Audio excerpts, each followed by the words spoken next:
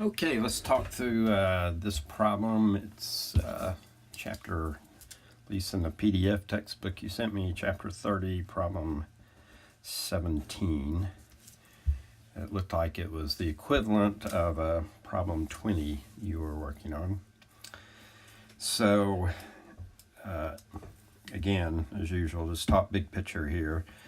I think the idea they're trying to get at is, let's say if you have a very small profit margin on a product, then you can't withstand much credit loss. Credit loss meaning you deliver the product, bill the customer for it, they don't pay you for the product when they take it, and then they fail to pay you.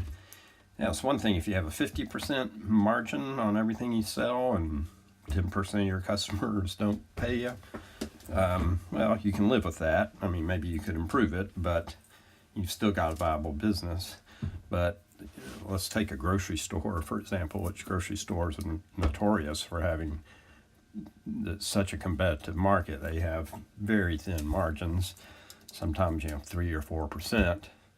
And if a grocery store was selling on credit, which they don't for good reason, and 10% of their customers didn't pay them, that would be, they'd be out of business really quickly, which is why grocery stores nearly always require you to pay immediately. Okay, so I think that's the basic idea here, is how much of a credit loss can you stand before it becomes a situation where you're losing money on certain sales. So let's look at this. Company sales on net 30, meaning they bill us, you buy a product on day 0, you take the product, go do whatever you want to with it, or it could be a service, and then they send you an invoice and say you owe us, you must pay us within 30 days. People normally, as you can see here, this is pretty realistic, don't necessarily pay at the stated terms. They'll so-called stretch it because they know it's not worth the hassle for most companies to chase someone down that's 5 or 10 or even 20 or 30 days late. Anyway, so in theory it's net 30. I'm not seeing anything here about offering a discount. Their cost of goods sold are 85% of sales. Cost of goods sold normally considered a variable cost. In other words, it's related. It's directly related to sales. If your sales double, your cost of goods sold should double, and vice versa. And fixed costs are a further 5% of sales.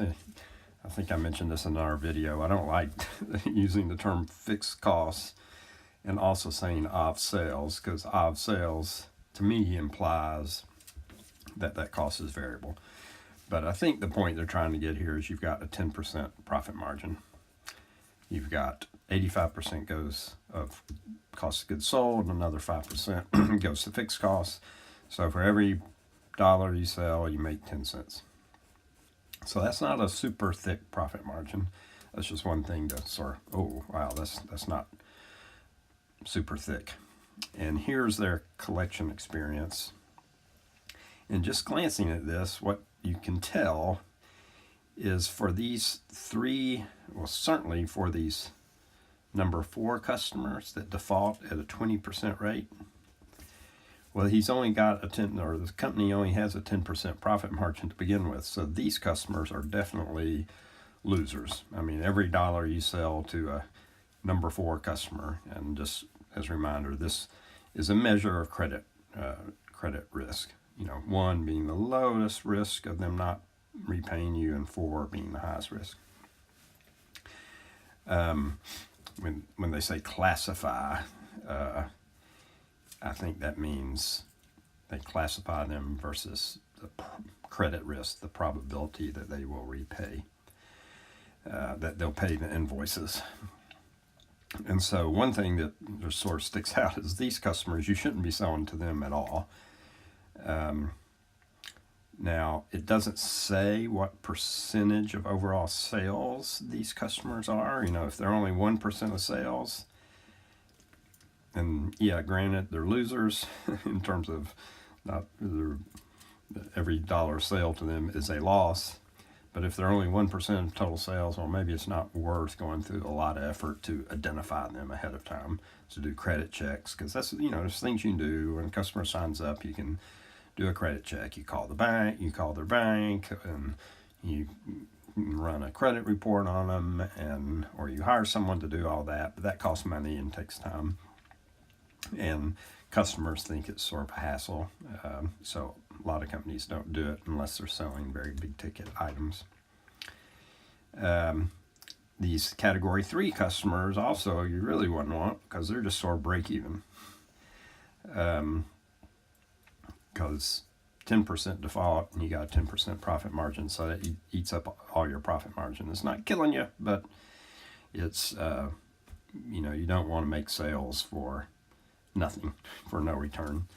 So what sort of sticks out to me here is if it was feasible, you'd want to identify these 3 and 4 customers before selling to them and not sell to them. And these 1 and 2 customers are your best customers, and you would like to be able to identify them and sell all you can to them. So we did another problem where you could, calculate average collection period for non-defaulting accounts.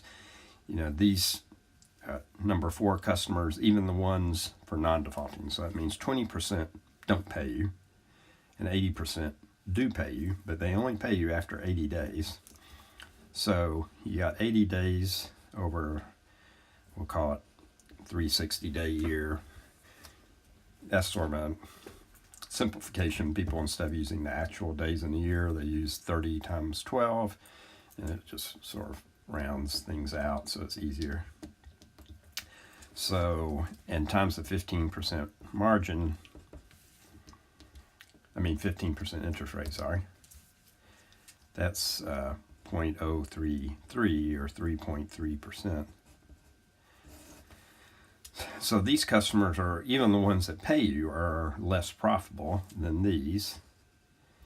And these are all, about the same. Let's just take the 42 in the middle. 42 divided by 360. So yeah, just to be clear, this is getting you the 15% is an annual interest rate. And so this is, what it cost you since it's less than a year, you're just prorating that that annual interest rate. Sorry, 0.15 or 8%. So these customers using the 42 days on average are not only more profitable because they default less. Or these 1 and 2 customers, not only more profitable because they default less, but they're more profitable because they pay you more quickly, at least than these number 4 customers. Another thing you'd observe is we talked about earlier with a 10% default rate.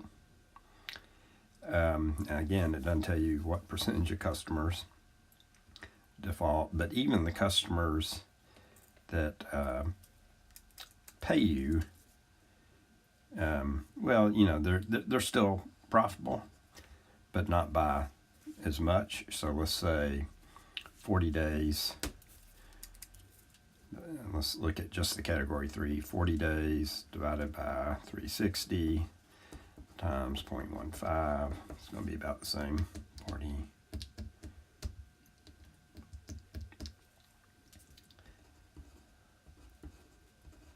So for this category, the customers that do pay you on time, you're making, so this is, we'll call it 1.7%.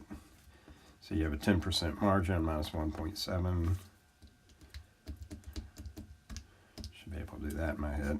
You got an 8.3% margin on those, but then you've got 10%. Yeah, I think I say that you do know what the default rate. So, sorry, I misspoke earlier. You do, this is giving you what percentage of, no, sorry. Forget all that. This is telling you of the category 3 customers, what percent default on sales. I don't see where it tells you what percentage of your total customers are category 3. Maybe they assume it's 20, since they got 4, it's 25, but I don't think that makes much much of a difference. But so on the ones that do sell that of category 3, of the ones that you do that do pay you, you make 8.3% rather after interest. But then the 10% that don't pay you is a total loss. And now it's not really, since your cost of goods sold is only 85% of sales, and fixed costs, we're assuming they don't, change in relationship to sales. But so the 10% that don't pay you cost you 85 cents for each dollar of sales. So that's another 8.5% cost, essentially. Meaning of this category 3, 10% don't pay you at all, and you lose 85 cents on each dollar. So you come out with the category 3 customers in total are not profitable. You certainly know that the ones that default, these 10% that default, aren't profitable because you get nothing. But if you just sort of blend the 10% that default, that costs you 85 cents for every dollar sales, with the, the balance, the 90% that do pay you, then you're still at a loss. So what conclusions can you draw? Ideally, they should only be selling to 1 and 2 customers. Try to identify the 3 and 4 with credit checks, and just don't sell to them. What other factors should be taken into consideration? Well, what's the cost of identifying these? What percentage of total sales these are? This, I'm presuming, is defaults as a percent of the sales of the specific category, not total. 3 and 4s, that's 1% of total sales, and that's 1% of total sales. Well, that's why you need to know what the cost to identify them in advance is, because it may not be worth it for 1 or 2% of your sales to reduce this credit risk. And then I guess a third consideration for me is the sales side of a business always wants it to make it as easy as possible to sign a customer up and start selling, because they're normally compensated based on commission. And so if you talk to the sales department and say, oh, every new customer we sign up, we can't, I don't care if they want to buy something today, we're going to have to run a credit check on them, and that's going to take 2 weeks. And, the credit department may think that's, appropriate. But your sales department's going to go, no. Once they made the decision to do business with us, we want to sign them up and get the product out to them as soon as we can, strike while the iron's hot. And if we start telling people it's going to take 2 weeks before we can ship to them, we may avoid some of these folks, but we may chase off some of these 1s and 2s that are good customers. So anyway, that's my thoughts. It seems like they're asking here, they're not asking for a lot of numbers. Maybe they want numbers to back up your conclusions, but they're asking for a more narrative response. Okay, hope that helps.